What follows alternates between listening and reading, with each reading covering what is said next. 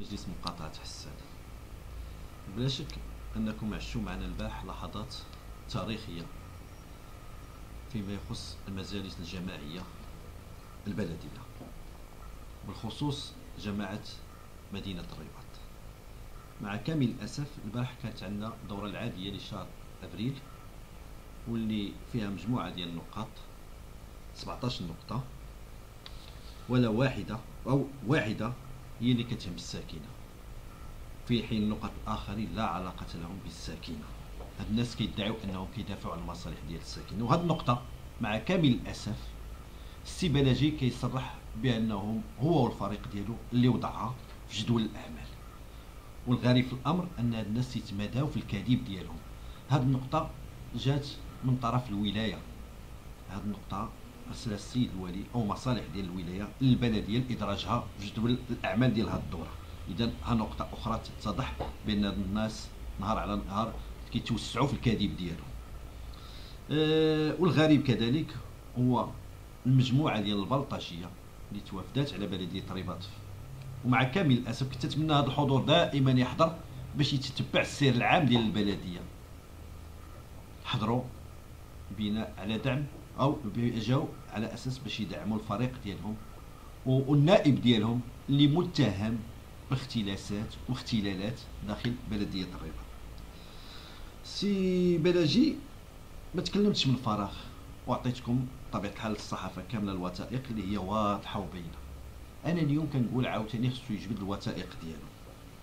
هاد الوقفة احتجاجية ماشي ناس عاديين اللي داروها، وكنقول بأنهم مجموعة د البلطجية أوطور د البلطجية، إذا صح التعبير. هادو أوطور ديال البلطجية، هادو ناس في مستوى عالي كما كيدعوا في الثقافة، هادو ناس أساتذة، ومنهم واحد الأستاذ محامي اللي رفع دعوة ديال إيقاف هذيك النقطة في جدول الأعمال.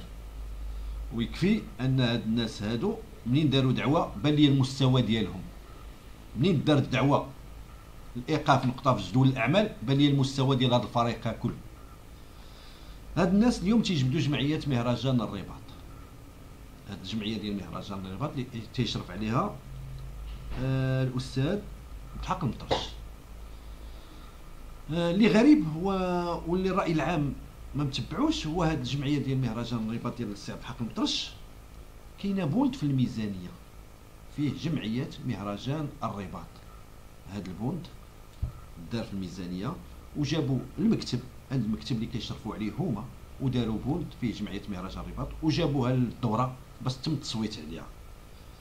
وهاد المكتب وهاد الجمعية فيها الناس العدالة 100 أعضاء فيها، واليوم كيتهربوا منها وكيدعيو الرئيس ديالها بالفساد.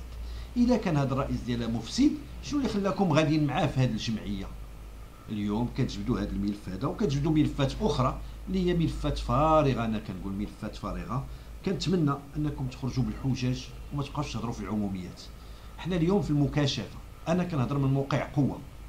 اليوم كنقول انني من موقع قوه، وانا مستعد للدوره الماجيه عاوتاني ديال الاثنين المقبل، انني غادي نجي عاوتاني وغنجي ولو بوحدي لمحاربه الفساد.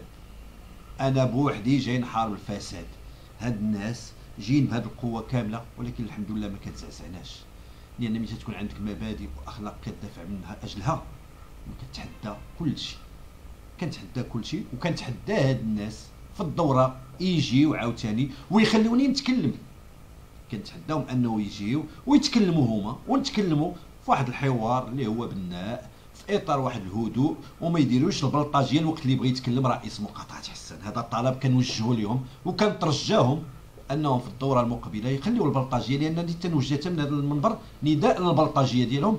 لان لو ان الى استعملوا الغوات، وهذا الرئيس ديال الجلسه بطبيعه الحال غيضطر انه يخرجهم من القاعه، ولكن انا ماشي في الصريح يخرجوا، انا بغيتهم يبقاو.